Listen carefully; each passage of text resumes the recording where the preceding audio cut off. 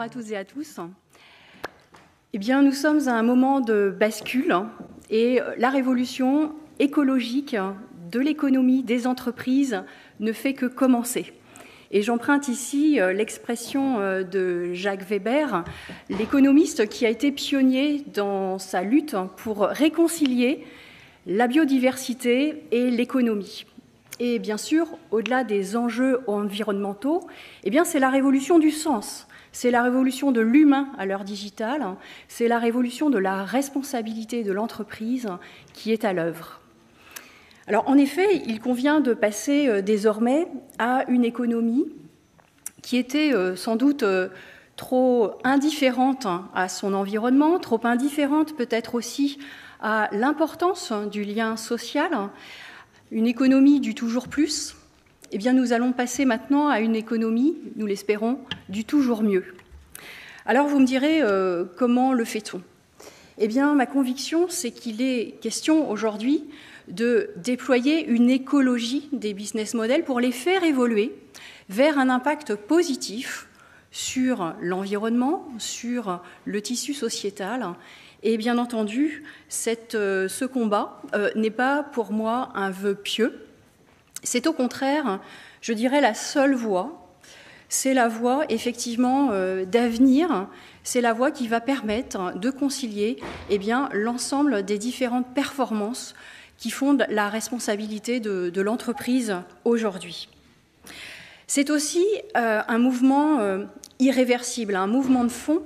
Et j'en veux pour preuve la croissance, la conscience croissante des dirigeants d'entreprise, des investisseurs, au-delà de la société civile et des jeunes générations qui ont porté ces dernières années ce sujet.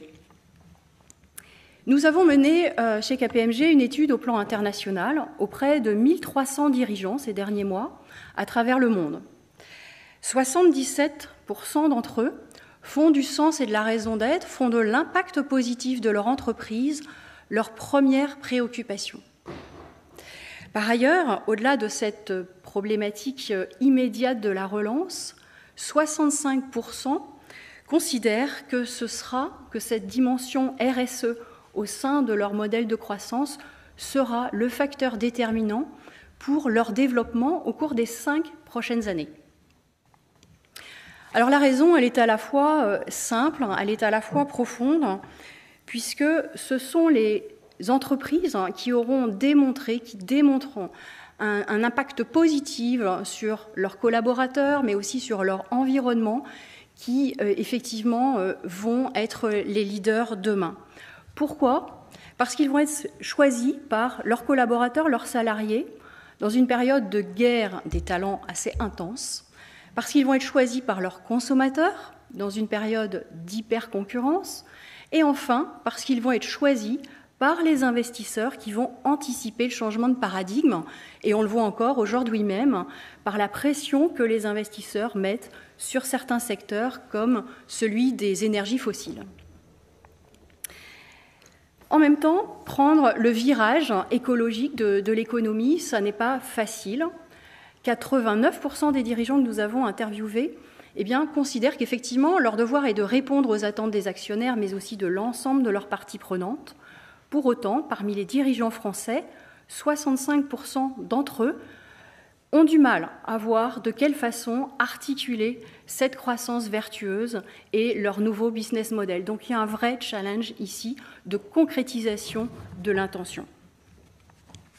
Alors en effet, cette stratégie, elle va assez largement maintenant au-delà de la neutralisation des impacts négatifs d'un business model pour aller chercher cet impact positif pour la société et pour l'environnement.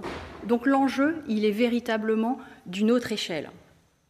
Alors il faudra non seulement du travail, mais aussi de la vertu dans son acception latine, c'est-à-dire de la force de caractère, de l'énergie et du courage pour pouvoir porter cette intention. De l'énergie, il en faudra pour bousculer les inerties des modèles qui ont été construits au siècle dernier. De la force de caractère, il en faudra pour dépasser les conservatismes, les résistances au changement. Et puis enfin, du courage, de la ténacité il en faudra également pour pouvoir explorer des voies qui aujourd'hui sont encore peu balisées. Ce sont les voies qui concilient l'économie, le sociétal et l'environnemental. Et nous ressentons parmi les dirigeants, parmi les COMEX que nous accompagnons au quotidien, eh bien, cette force de caractère et cette envie de faire bouger les lignes. Nous accompagnons effectivement un certain nombre d'entreprises, qu'elles soient de grande taille, des groupes internationaux comme des petites entreprises. On a plus de 70 000 clients sur le territoire français. Eh bien, ces leaders courageux, ils sont à l'œuvre, ils sont dans l'action. Et ce sont effectivement eux qui vont porter aujourd'hui eh bien, un foisonnement d'initiatives, que ce soit pour limiter leur empreinte carbone, pour eh bien, recycler les déchets ou les matières premières, pour engager à davantage d'inclusion sur des parcours très divers. Mais maintenant, il leur faut changer d'échelle et passer d'un foisonnement d'initiatives à une culture de l'impact positif, à une économie véritablement à impact positif. Et donc, le challenge est tout autre. Alors comment allons-nous répondre tous ensemble à ce défi? Eh bien, c'est en mettant l'intelligence collective au cœur de nos organisations, de nos écosystèmes économiques, que nous allons y parvenir. Les dirigeants, les administrateurs, les membres des équipes, tous les collaborateurs, les parties prenantes, parce que c'est ensemble que nous pouvons allier nos forces et cette ténacité pour pouvoir effectivement faire bouger les lignes. On ne peut plus être dans l'intention, mais dans l'action. La responsabilité sociétale, environnementale, bien sûr économique, ça n'est pas pour les dirigeants uniquement un sujet de communication, c'est au cœur de leur stratégie de développement. Et c'est la raison pour laquelle ce sujet, aujourd'hui, s'invite à la table des conseils d'administration, parce que c'est à cette hauteur de décision, je dirais, que peut se résoudre eh bien, ce qu'on a appelé, ou ce que Marc Carnet a appelé la tragédie des horizons. En effet, c'est ainsi que Mark Carney, qui est l'ancien gouverneur de la Banque d'Angleterre, avait défini eh bien, cette rivalité potentielle, cet arbitrage potentiel entre des intérêts financiers à court terme et les risques à long terme induits par le changement climatique.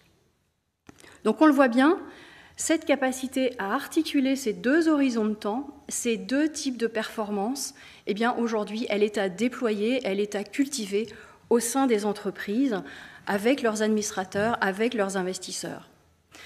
Alors c'est ce qu'a compris l'IFA, l'Institut des administrateurs, en proposant des formations sur les sujets de RSE à leurs administrateurs. C'est aussi, par exemple, ce que fait Orange en systématisant ces sujets de RSE dans l'agenda des conseils. Et la bonne nouvelle, c'est que cette responsabilité, finalement, elle est croissante au sein des directions, mais elle est également croissante au sein des marchés financiers. À ce titre-là, effectivement, je tiens à saluer la place, le rôle éminent de la place de Paris en matière de finances durables, de finances responsables et l'intégration de critères ESG dans un bon nombre d'opérations financières et de soutien en fait en termes de normalisation, en termes de cadre réglementaire à l'ensemble de ces opérations.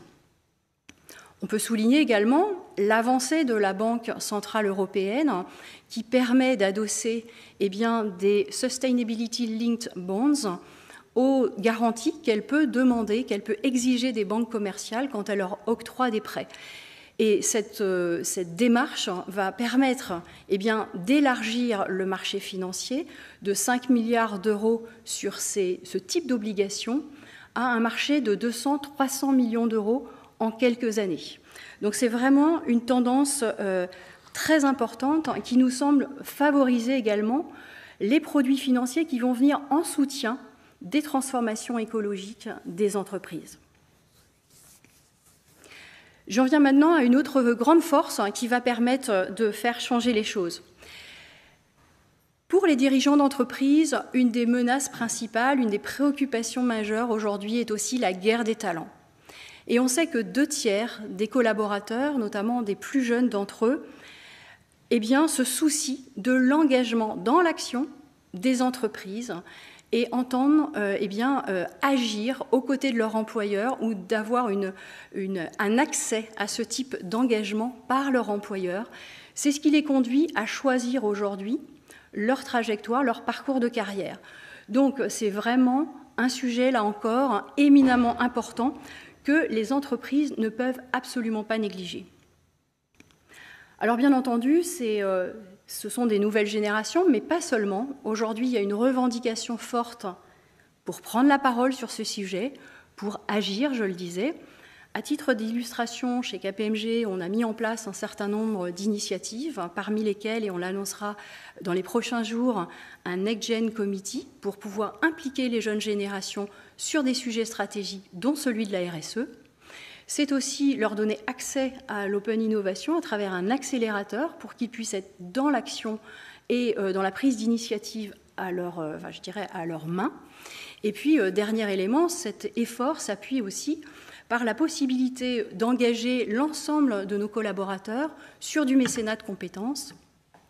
Et nous avons particulièrement le souhait de doubler ce mécénat de compétences. Nous avons accordé systématiquement à nos 10 000 collaborateurs 6 jours d'engagement sur lesquels ils vont pouvoir agir pour la cause qui leur tient à cœur.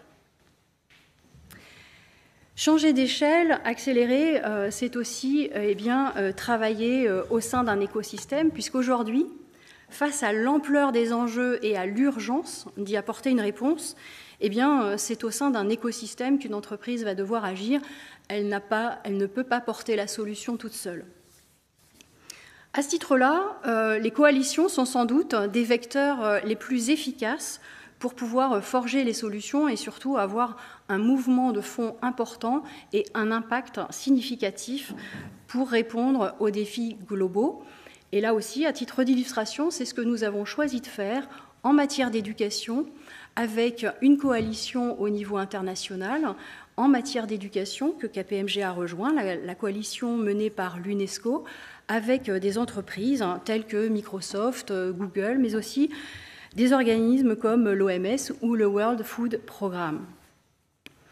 Une alliance, effectivement, permet d'apporter une réponse à la hauteur des enjeux et au cas particulier, c'est de donner l'accès à l'apprentissage à plus d'1,5 milliard de jeunes enfants. Alors j'en viens à mon troisième point, qui est effectivement d'aborder la question centrale de la mesure. On l'a entendu tout à l'heure, la création de valeur, il faut pouvoir la mesurer au-delà des frontières de l'entreprise, au-delà du financier, pour pouvoir démontrer que progresser sur des enjeux ESG permet de renforcer sa capacité de croissance et de profitabilité à long terme. Compte tenu de cette urgence, en effet, nous allons devoir, aborder un calcul plus inclusif. Et quand je dis un calcul inclusif, c'est finalement la création de valeur au-delà de la stricte performance financière. On sait aujourd'hui combien l'enjeu en matière de taxonomie, de réglementation est important. Je vais laisser ces sujets qui ont été abordés tout à l'heure pour plutôt souligner la nécessité de réconcilier la performance économique, mais aussi la performance sociétale et environnementale. Danone a été un des pionniers. Aujourd'hui, c'est un mouvement de fond qui est beaucoup plus systémique sur le marché qui se déploie. Pour cela, il faut que nous puissions avoir des mesures qui sont effectivement celles des progrès, des actions qui sont engagées. On ne peut pas se satisfaire de communication en matière de RSE. C'est aussi la raison pour laquelle, concrètement, KPMG a mis en place une méthodologie qui s'appelle True Value, qui permet de mesurer le bénéfice sociétal, le bénéfice environnemental, au-delà du bénéfice économique d'une activité ou d'un produit. Je vous donne un exemple. Nous avons travaillé pour Volvo, qui s'est retrouvé dans un appel d'offres avec des bus électriques, plus chers au départ que les bus diesel qui étaient proposés par la concurrence. C'est par le bénéfice économique, sociétal et environnemental qu'il a pu rivaliser et remporter ce sujet. Donc voilà, à titre d'exemple, c'est un des 100 projets que l'on a déjà mis en œuvre dans différents secteurs d'économie. Et nous allons aller plus loin parce qu'effectivement, il y a besoin de recherche en la matière pour être dans la démonstration. Merci. Alors je vais juste vous donner peut-être le mot de conclusion pour vous dire qu'effectivement, ma profonde conviction, c'est que l'avenir appartiendra aux entreprises qui sauront allier l'innovation, le développement durable et bien sûr la performance. Et qu'à ce titre-là, c'est aussi l'un des engagements que j'ai pu prendre chez KPMG pour la prochaine mandature. Et c'est 10 000 collaborateurs en France qui vont porter cette ambition. Alors tous ensemble, nous avons le souhait, l'ambition de faire bouger les lignes et nous allons nous y atteler. Merci beaucoup Marie Guillemot, on peut l'applaudir. Merci beaucoup.